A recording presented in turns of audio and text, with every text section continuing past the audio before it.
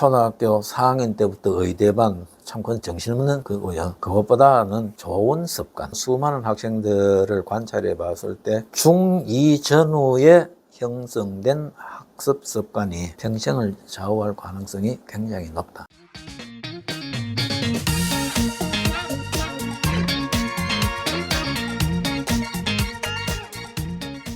학생에 따라서 내신 준비를 하는 방법이 다르지만 나는 하루에 한 과목을 뗀다. 가령 뭐 난 오늘 국사를 뗀다. 또는 내일은 윤리를 뗀다. 뭐 이런 식으로 공부를 하는 학생들이 많거든요. 예. 그런 공부 방법은 어떤가 효과가 있나요? 좋은 질문을 했는데요. 네. 안 하는 것보다는 효과가 있겠지만 네. 상당히 비생산적인 학습법입니다. 유 선생님도 학교 다닐 때 우리 시험이 한 열흘 남았다 이럴 때 어땠습니까? 계획표 쓰잖아요. 국사 6시간에서 떼고 내일 생물 네. 떼고 모레 떼고 이러다가 네. 국사가 50쪽 같으면은 막 1페이지부터 연습장에 적어가며 외우고 네. 이러는데 저녁 4대에 앉아 있었는데 좀 왔다 갔다 하다 보면 50쪽 중에 절반밖에 못 보고 내일 생물 봐야 되는데 국사 덜 했으니까 국사 맞아 한다고 미루다 보면 시험치기 하루 이틀 전에 보면은 10과목 같으면 한 절반도 못 보고 이런 경우가 있거든요. 네. 예. 그래서 50쪽 분량의 범위를 오늘 50쪽 다 뗀다. 이 생각이 왜 비합리적이냐면은 실제로는 학습이 이해와 반복이거든요. 현재 시험은. 50쪽 같으면은 오늘 이 50쪽을 6시간 볼 생각하지 말고 2시간만 본다고 생각하면 돼요. 그 50쪽을 처음부터 암기하려고 하지 말고 쭉 흐름을 이해하면서 읽습니다. 흐름을 이해하고 중요하다고 생각되는 거 체크하고 이해가 안 되는 것은 줄쳐서 내가 찾아보거나 혹은 선생님께 질문을 하거나 이렇게 하는 걸로 이해의 중점을 두고 2시간을 보고 그 다음에는 내일 할 생물을 또 2시간 보는 겁니다. 오늘 한 과목 보는 게 아니고 오늘 한 3과목 정도 보고 이렇게 해서 한 3일 뒤에 또 다시 한번 봅니다. 다시 한번 읽으면 처음 읽을 때보다는 전체 흐름이나 이런 게 포괄적으로 이해가 잘 되고 상당히 다른 각도에서 생각도 확장이 되거든요. 그래서 오늘 한번 다 봤다고 탁 떼는 게 아니고 시험 칠 때까지 계속 이해에 중점을 두면서 반복해서 한 서너 차례 보고 내일 시험 치는 과목은 오늘 탁 앉아가지고 바짝 암기할 거 암기하고 이게 가장 생산적입니다. 오늘 뭐 떼고 하는 거는 굉장히 비효율적인 학습 방법입니다. 내신을 준비할 때 오늘 국사를 2시간을 하고 도덕을 2시간을 하고 또 생물을 2시간을 한다고 친다면 이 과목들은 그럼 계속해서 2시간 동안 쉬지 않고 그 과목만 보는 것이 맞나요? 아니면 그 과목을 하는 중에도 약간의 휴식을 넣어서 해주는 것이 또 효과가 있나요? 이것도 학생의 그날의 컨디션에 따라 달라질 수 있습니다. 네. 우리가 어떤 날은 책을 읽을 때에도 시금을 전폐하고 5, 6시간 읽어도 나중에 목이 아파 이런 경우에도 할 수 있는데 어떤 날은 막 5분만 봐도 못 견디잖아요. 그러니까 우리가 초등학생 수업이 40, 중학생은 45분, 고등학교는 50분 이렇게 되지 않습니까? 네. 일반적으로는 한 50분 보고 나면은 한 10분 정도 쉬는 게 좋습니다. 우리가 이런 실험도 많이 하지 않습니까? 단어를 지금 뭐 20개를 암기하게 하는데 2시간을 줘서 쉬지 않고 암기하게 한 경우하고 한 50분 공부하고 한 10분은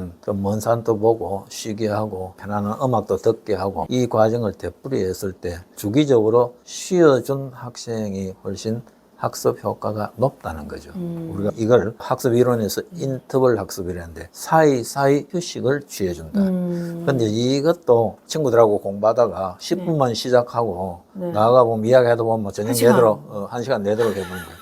그래서 일정 기간 넘어가 버리면 다시 책상으로 돌아오기가 싫거든요. 이제 이 경우에도 굉장히 좀 절제력, 맺고 끊고 긴장과 이완, 집중과 휴식 이런 절도 있는 게 이거는 많은 시행착오를 통해서 확립될 것 같아요. 어릴 때는 힘들 것 같기도 하네요. 대원칙은 네. 한 50분 공부하고 조금 쉬고 하는 게 맞는데 그런데 굉장히 공부가 잘 될 때는 한 2시간씩 달아서 해도 그렇죠. 괜찮고 그렇습니다. 그럼 선생님 휴식을 할 때는 나 50분 공부했으니까 10분 게임해야지? 이런 건 어때요? 게임은 안 좋습니다.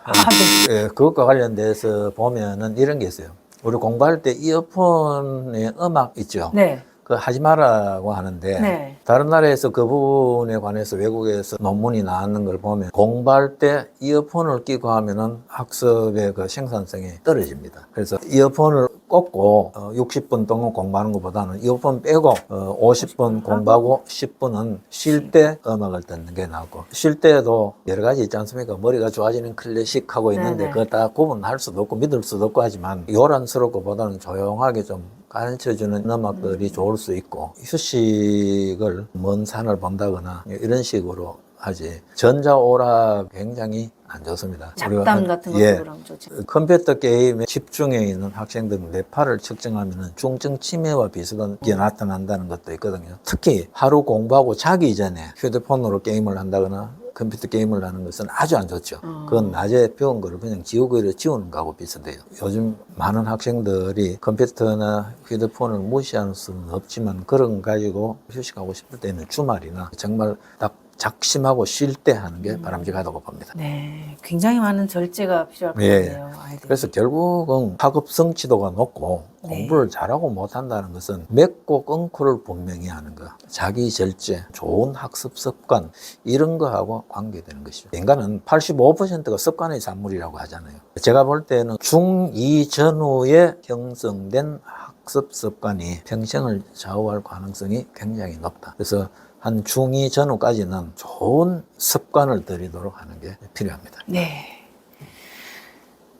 그러면 선생님, 당장 내일이 시험이에요. 지금 너무 급한데 교과서를 봐야 할까요? 아니면 요약 정리를 봐야 할까요? 아니면 바로 문제풀이로 들어가는 게 좋은가요? 실제로 시험은 학교마다 좀 출제 경향이 있어요. 어떤 학교는 교과서 나가면서 부교재나 혹은 선생님이 준 보충 자료나 여기에서 출제를 많이 하는 경우도 있고, 이제 그것은 학교마다 차이가 있고 학생들이 알 거예요. 그러면은 가장 중점적으로 많이 반영되는 쪽을 봐야 되고, 그런 게 없을 때 가장 일반적으로 이야기하면 교과서를 보는 게 가장 낫죠. 교과서라는 게 결국은 뭐냐면은 기본 개념이 서술되어 있는 네. 거기 때문에 그걸 이해하고 가는 게 더 네. 바람직하다, 이렇게 그렇죠. 봅니다. 흐름이 잡혀야 되니까. 예. 네. 그러면 시험 준비를 할 때 학생들이 공부하기 좋은 장소는 집이 좋을까요? 학교가 좋을까요? 아니면 독서실이나 스터디 카페 같은 데가 좋을까요?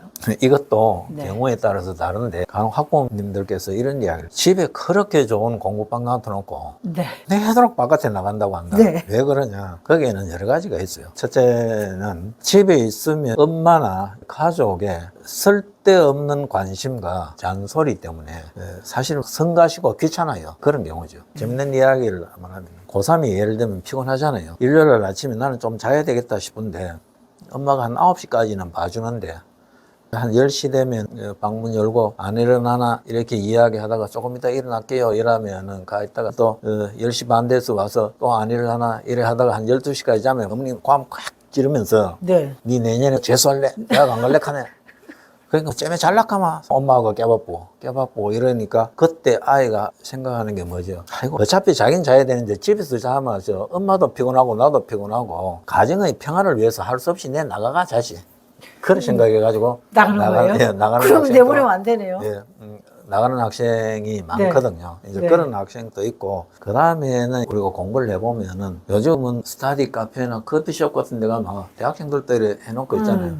이제 이쪽도 부모님 세대에 보면 이해가 안 돼요. 저 시끄럽고 사람 왔다 갔다 하는데 저서 어떻게 공부하느냐. 또 이 친구들은 이게 생활화되어 있는 거라.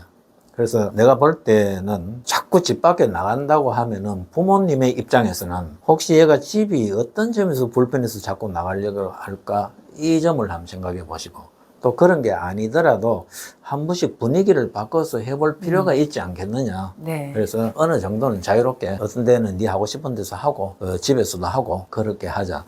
그래서 이걸 탁 못 바꿔가지고 독서실은 절대 안 돼, 집에서만 해, 이런 거는 아니라고 봅니다.